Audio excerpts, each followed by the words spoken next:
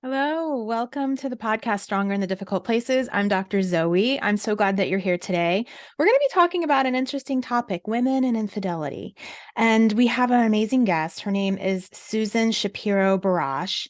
She is an American author of 13 nonfiction women's issues books, including Tripping the Prom Queen, Toxic Friends. We're going to talk about her book regarding women and infidelity.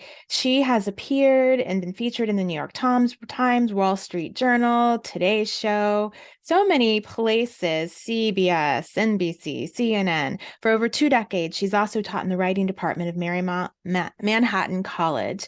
I'm really excited to have her come and talk about her most recent book, which is really a culmination of lots of years of studying women and infidelity. Listen in. Susan, I'm so excited to have you on the podcast today. Thank you. Thank you for having me on. It's truly a treat. So you have written 13 nonfiction books, and how many fiction?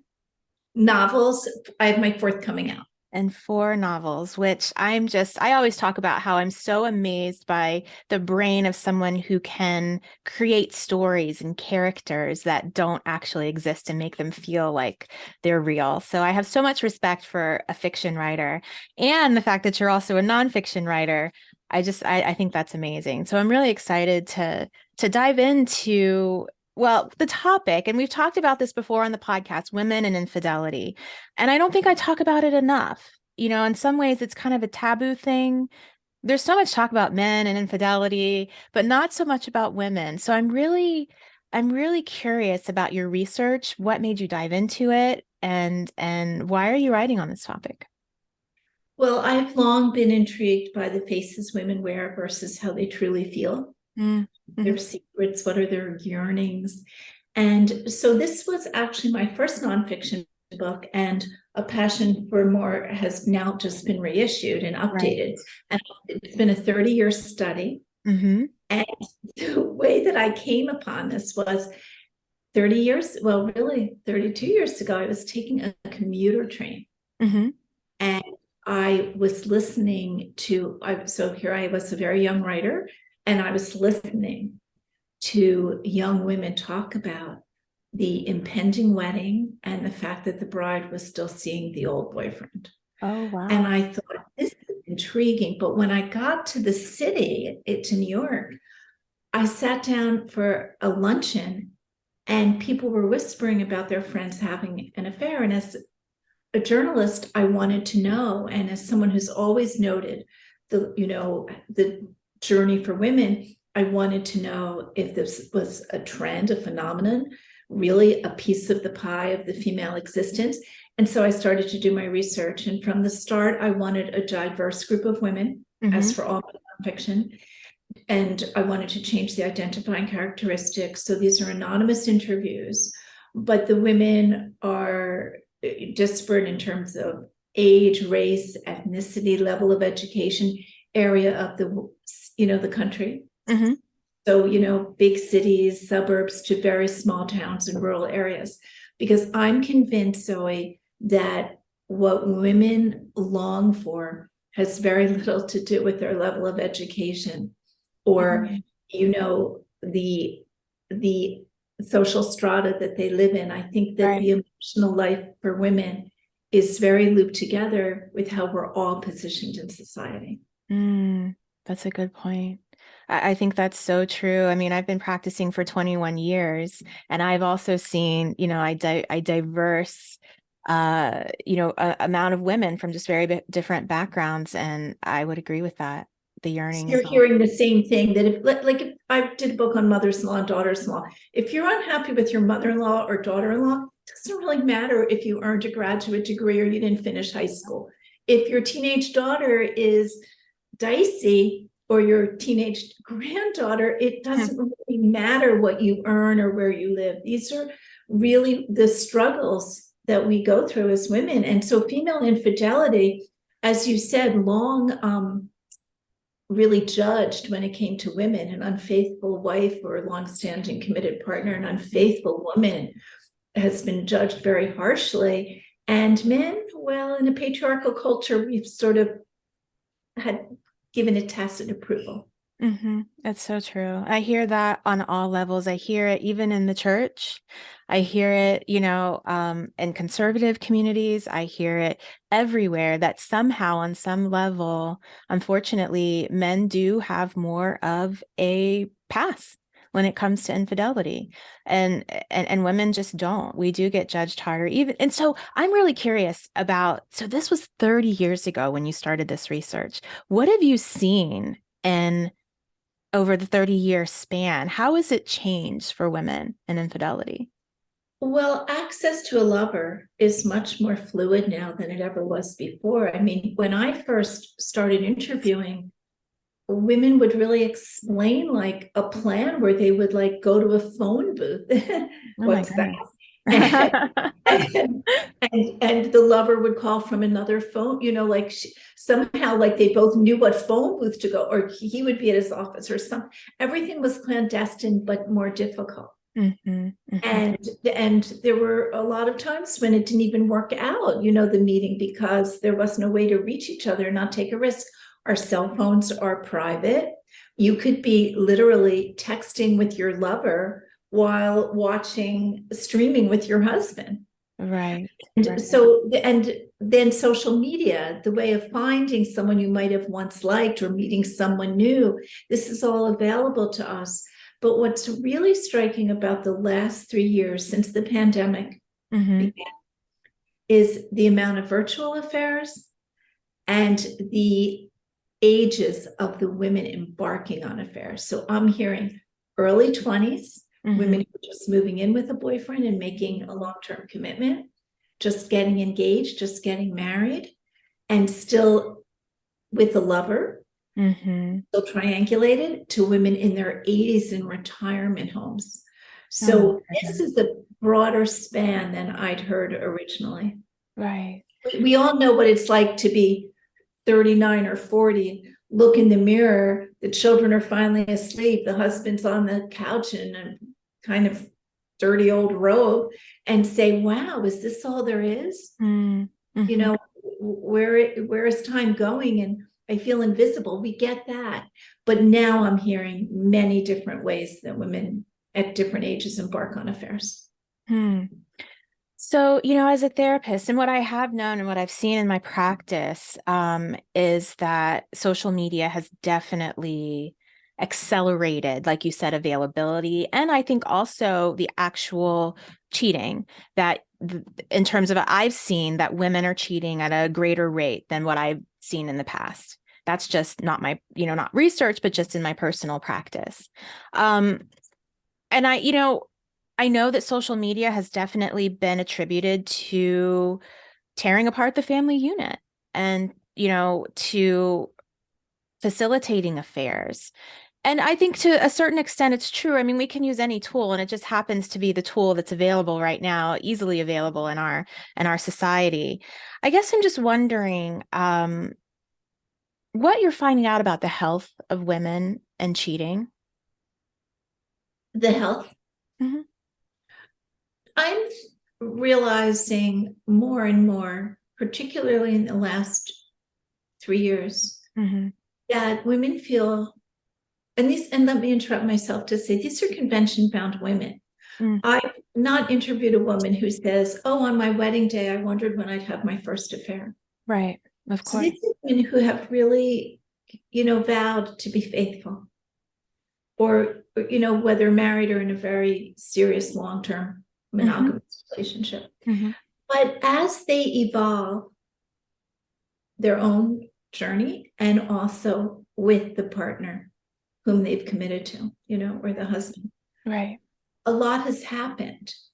And there's so much choice for women today. Hmm. And Hmm. so what I'm hearing as a result of this is a very strong sense of entitlement, Mm. of women saying, you know what, I really have felt underappreciated. Hmm. I don't, one reason, another reason, our sex life is really not what I want, or it's non-existent. But how about when it's not what they want, which is very interesting. Hmm.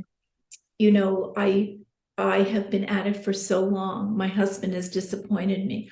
I'm disappointed. all these different reasons, and then the autonomy of women today. So women, well, we don't get equal pay for equal work, which is, I could be on for hours talking about that. But earning power has increased. Options have increased. Women are out and about, and so all of this really contributes to an incredibly guilt-free application to the affairs, a real justification. And I'm here, I neither condemn nor condone, but I'm here to report as a journalist and a writer that women are saying, I am very comfortable having this affair. That's very interesting. This Yeah. is where I'm at. Mm-hmm. Kind of self-care almost. I think women can view it that way. And I also want to make sure for my listeners and anyone else out there, well, of course, everyone who's seeing this is listening, but that I also do not condone affairs. I don't condone deception in a relationship because I know that it is not healthy for a relationship. There's nothing healthy in the foundation of a relationship when there's ongoing deception. And so, of course, I don't condone it. But I also know that there are so many women of faith, even women who don't have faith, who are embarking on affairs and relationships. And I'm seeing both in my practice. I'm seeing extreme guilt. I'm seeing a lot of rationalization at the same time, like you said. And I'm seeing a lot of conflict. And then there are certainly those women, and it might just be the type of women that are attracted to my practice. Then there are those women who don't feel any type of guilt regarding it. But most of the women that I see are struggling with it. And maybe that's why they are in therapy, is because they are struggling with it. The women that aren't coming to see me. Well, I think that the women are really facile, this diverse group of women, in using almost a splitting mechanism. Yeah. So that they remain, good wife, good adult daughter, good mother, good friend, good colleague, good lover. Mm-hmm. And it's really compartmentalized, sort of like, well, on Fridays, I have the secret life. Mm-hmm. And this also reflects, as a gender expert and a gender professor, it also, my view of it is, it also really reflects how women are positioned in society. Absolutely. Yeah. Because, and the podcast, remember, the iHeart podcast is well, let's called, talk about that, because our listeners haven't heard us talk about that. Okay. So A Passion for More, Affairs That Make or Break Us, my book, my updated, newest research, was optioned by iHeart. And Jo Piazza is the host, and she's the host of actually a podcast at iHeart that's called Committed. So she's studying, the committed aspect, that to looking at infidelity, and they are calling it She Wants More. And She Wants More so resonates with what the women are saying. And these are women who, again, as in my book, are changing their anonymous interviews, but the story with the lover is absolutely authentic and unchanged. And you were speaking about women of faith. So there was one interview in the podcast where the woman is from a very religious background, and still really justifying the affair. I think that for women, it's been such a complicated journey, and we, God willing, live a long time. And women are reinventing themselves more than ever before, turning 50, 40, 50, 60, 70. Women are finding ways to really have a very rich life. And so for the women who are having affairs, they're really almost outside what was expected of them. And they're very good at keeping the secret. And that's really shocking, but again, reflects what I said a moment ago, how women are positioned in society.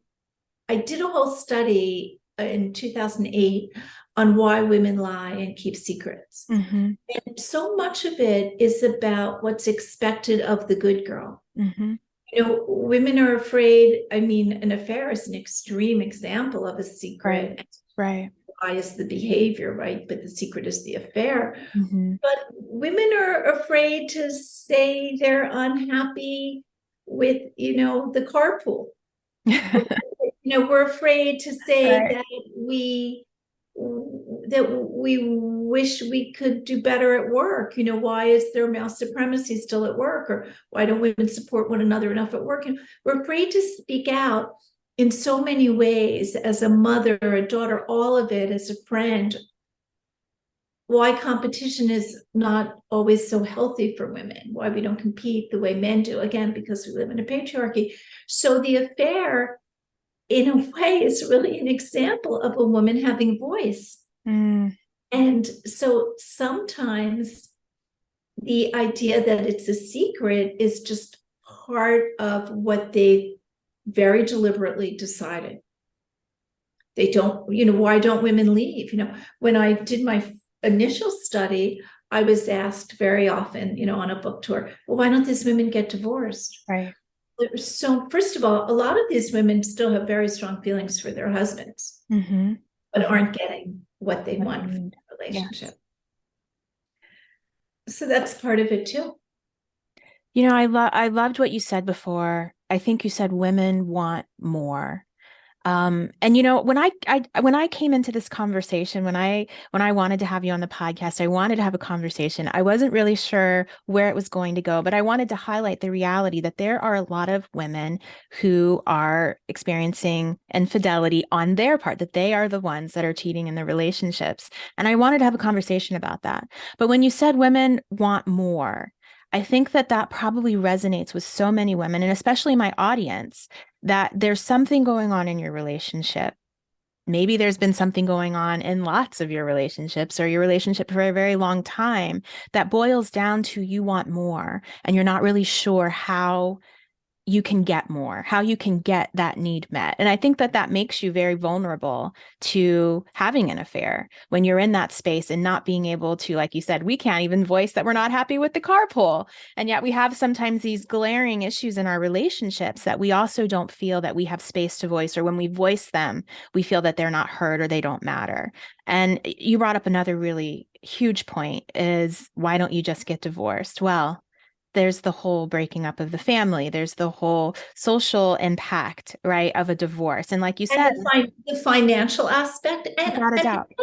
because our lives are so slick, fast-paced, multi-layered in Mhm. contemporary society, it's of course breaking up a family. Although divorce isn't as stigmatized as it was, it's still judged. Mhm. Um, Finances, and then what about all the relationships that come from this core? What about your sisters-in-law, your husband's mother, Yes. your own parents, the devastation? And so, many of the women in my research are saying, look, this affair makes my marriage better. Mm. It's triangulated. Sure, we live in a society where that's not really, I mean, we're not in France where this would be Right. a Yeah. pamphlet or not published, not a book. But in our very puritanical society, women are also taught by the culture. So what I would say in my class, the societal prescription versus the inner longing is that your husband/partner is best friend, Mhm. provider, even if Right. you're money, confidant, and lover. Well, in all fairness to the men, that's pretty high bar to. It is a high bar. I know the bar is getting higher and higher for men. I mean, it's topped out, I feel, for women. And as a result of that, I think, yes, the bar has definitely gotten higher and higher for men. And I don't know that they're so thrilled about that, or that it's fair. I don't know. Yes, in all, yeah, really to look at and respect how the men are positioned in a situation. So the women in my study say that they have affairs for 4 different reasons. Should I Mhm. just mention Please, them? I want to hear them. Yeah. Yes. So the first type of affair is the empowering affair. And in this affair, women are trading in a currency that men have historically in our society been able to trade in. So that means that they travel for work, they have a business credit card, they can have a boy toy, they can have a fling, they can have an office affair and still manage their life. Right. They're really sort of walking what the male experience has been. Mm-hmm. And then we have sex-driven affairs. Again, sort of tacit approval given to men who would do that. Mm-hmm. But what's interesting about this is that the women are saying, I only want a different sexual experience. Everything else is fine. And if the lover becomes too attached, or she herself feels too attached, she moves on. Mm-hmm. So the lover is really fungible, because Mm-hmm. some of the women in my study have long-standing affairs for a very long time, years on end. And then we have the love affair, Mm-hmm. which is the most complicated and poignant of all, because a woman could be doing anything from walking across the room at a business event, to a party, to a reunion, to doing some research on Facebook and find an old flame, or meet someone new. Mm-hmm. And it absolutely catapults her into a completely different territory. Before that, everything was good or good enough. Mm-hmm. And then she really falls for this other man. And those are very complex affairs. Right. And not so manageable. You said what and what? And not so manageable. Correct. It's the others. And then finally, we have the self-esteem affair, which in my latest research really affects women of all ages. A little while ago, I mentioned women like around 40 saying, wow, how many good years do I have left? I feel invisible. I feel really like I'm just kind of, holding up everything. I'm the one who holds up the structure. What about me? And so women are saying from 20s to 80s, I feel really appreciated by this lover, Mm-hmm. really seen and understood and heard in a way that I don't with my husband or primary partner. Mm. And so in order to feel better known, the self-esteem affair takes place. That makes sense. And I've seen all four of those in my practice, the long-term affairs on both sides, but also, for women. And I agree that the love affair is the most complicated. I think it's the most damaging to a marriage. And I think it causes the most distress because you are very much torn. So I'm just thinking, for the woman out there who is sitting maybe frozen in her car listening to this episode and realizing, obviously she already knew she was having an affair, but just hearing herself being talked about in this way, do you have any words for her? Because my guess is that, yes, there are some, like you said in your research, that do feel no guilt. My guess is the majority of my audience may feel a lot of guilt and a lot of confusion and a lot of fear and a lot of sadness, wondering what now? I am caught up in this affair. I've made it for all the reasons that Susan just described, or maybe one of the specific reasons. It's true that that's the space where my marriage is in right now, and I don't really know what to do now. And maybe that's not your place, Susan. You're a journalist, and you explore and look and look to understand. I don't know if they're answers necessarily. Well, I can certainly cite some examples that might have been. Mm-hmm. And that is, the women are very facile at not getting caught. Mm-hmm. And, you talked about deception before. So the only way that women reveal the affair in my research is when they decide to really go for broke. In other words, a woman sits down and says to her husband, listen, I need you to know the truth. Mm-hmm. Mm-hmm. I've been having this affair and this lover is so different from you. By the way, let me interrupt myself. Over 70% of the women in my study say that the lover and the husband are opposite. No one's looking to repeat what they have. So they're looking for what kind of man they don't have in their life. True. So here this woman is, she's sitting and saying to her husband, I've now had better sex, or I've been recognized and appreciated more. I've felt the magic of an affair versus the mundane of every day. You know, the garage door is broken, the mortgage needs to be paid, our child has a high fever. Mhm. None of that, just the magic of the affair, Fantasy. the fantasy. So here's what this woman is saying: but I love you. Could you and I just work on this relationship, because the affair has taught me what I need, and I know that we could do better. And so she's learned from the affair. And what's really striking is that men today, but not in the earlier years in my study, will say, yes, I would like to do that. And I hear what you're saying.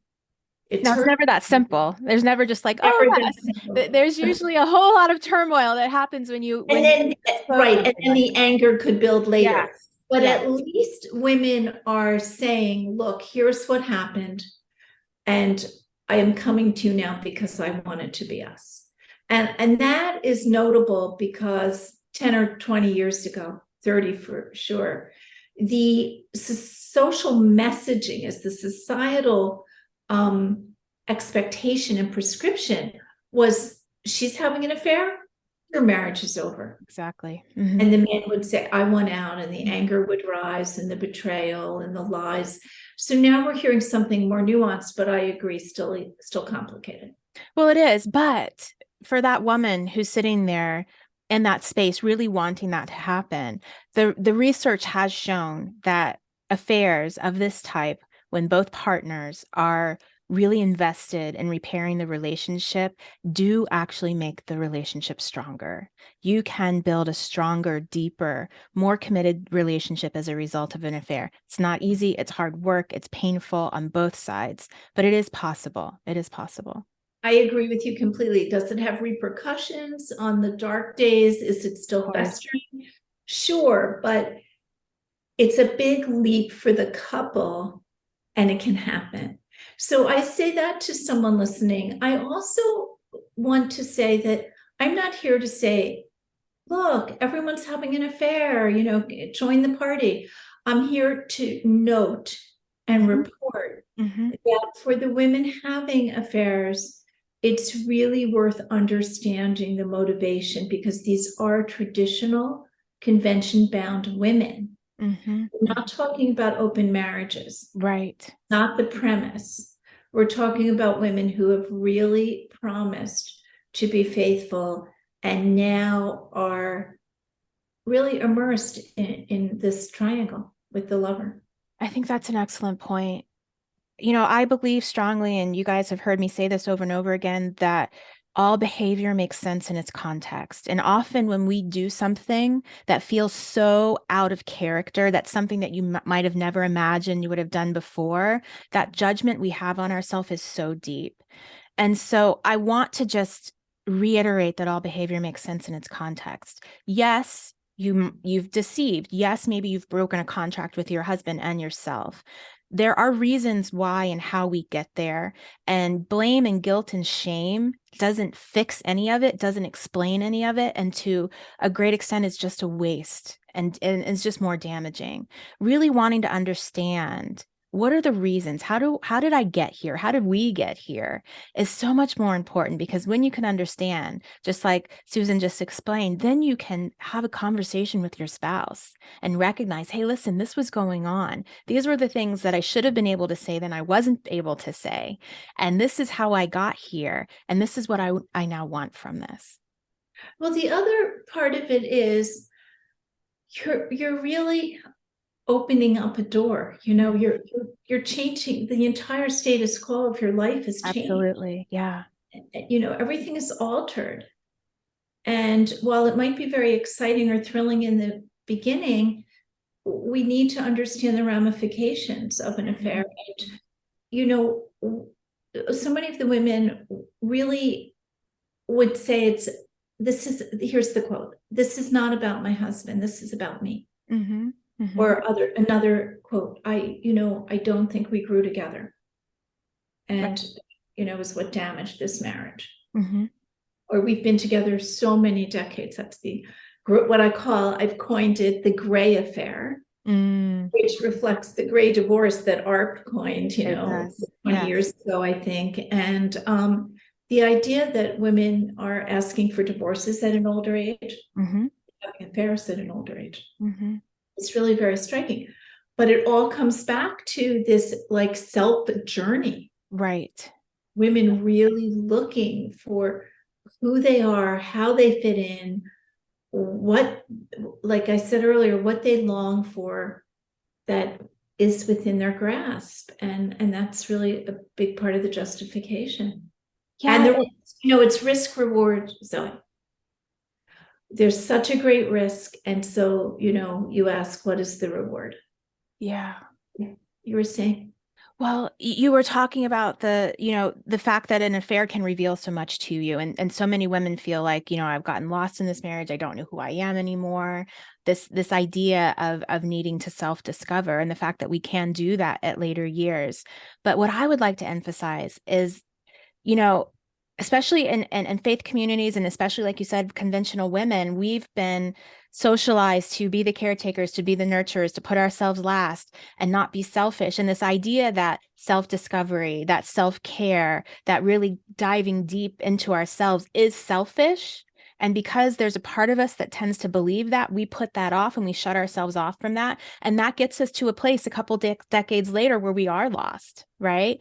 And we do feel that, and we're trying to discover. And so I would like to encourage women, if not just so that maybe you're not vulnerable to an affair, but to encourage you that self-discovery and really deeply understanding yourself and acknowledging your wants and your needs, even if they don't feel okay, is so very important. And it's not really selfish. It isn't. It's actually going to be caring for everybody, yourself and everyone else. And so that should be a practice that you have all the time. It shouldn't take an affair to get to a place where you finally understand who you are. I think that's so valid and so salient because we're almost subjugated. We're told, we're so expected to be the pleaser Mm-hmm. and to do the right thing. And the judgments, any judgment, it's so damning if you're not a good mother by other people's standards. It's not a good wife, not a good daughter. Why are we always the good girl, as I was saying earlier? But there is something I wanted to mention in my study, and Yes. that is for the women who stay. So based on my research, about 50 stay in their marriages after an affair and about 50 leave. Mm-hmm. 50%, but only 35% end up with the lover. And for the others, the lover is really a bridge. Right. At a great risk because you're leaving something that, while it might be flawed, has a certain safety net and contentment, family and spouse, especially in our culture where, family is so important and partnering marriage is so important. So it's a great risk. And when I asked the women who ended up with their lovers, how's it going? And they say, well, I mean, I'm generalizing, but sort of paraphrasing, but what they say is, wow, apples to oranges. Lover, it was, as you said, Zoe, the fantasy. But now he's a husband and there's actually a vacancy for a lover. Oh my So goodness. this is really something to think about too. The Mm-hmm. lover is part of the journey, but to think it's a slam dunk, it's an answer that you just go to the lover and that's next. It's much more complicated. Well, I agree. I think when people are choosing partners for extramarital affairs, they are not choosing husbands. They're choosing someone who meets that fantasy, and they don't have to worry about all the other aspects because they already have a husband. So the idea that that fantasy person can now fulfill a role as husband is probably just very low. It's very difficult, and of course, it's further complicated by children Right. and ex-wives, and again, here we go, the in-laws and the social network, and it goes on and on. And so some of the women in my most current research and latest research will say, I keep it as a separate part of my life. It's just for me. I want everything else to be the same. It's really notable. It really is. It really is. And we know that men have done that for as long as the world has probably been Exactly. here. And it's interesting because as we were talking, it kind of struck me that when we have conversations about men and infidelity, they don't seem to be tied to fatherhood. They don't seem to be tied to the types of things that we're talking about now, about, selfishness and finding themselves. It's tied to something else. So it's just very interesting how complex infidelity for a woman is versus a man. I agree with you. And it circles right back to how women for centuries have been viewed Mm. in whatever culture. Well, my work is contemporary American culture. Mhm, mhm, But when I look at it historically in America, we are always the helpmates. We mhm. are always the one solid aspect of family life. And if anything goes wrong, we're there, we're the safety net. We are. And women who are having affairs are looking at their lives very differently. And Or they're men never, wanting to look at an aspect of their life I think, maybe sometimes they're not really wanting to change that, but they're looking for something in addition. they want, here we Yeah. go, she wants more, they have a passion for She more. wants more. But what you just said that's so significant is that men have had a past and that it's not tied to what kind of family man Right. they are and what kind of son and colleague they are. It doesn't loop in because we're not harsh about the men, Mhm. but this harshness toward women is what makes it hard to have enough, makes it difficult to progress rather, and to have the progress we need. And to have those conversations.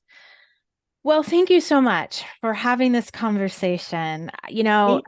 I wanted to have you on because I just want to let women know that I see you. I see you. I see you in those spaces that we don't talk about and that are very real and painful.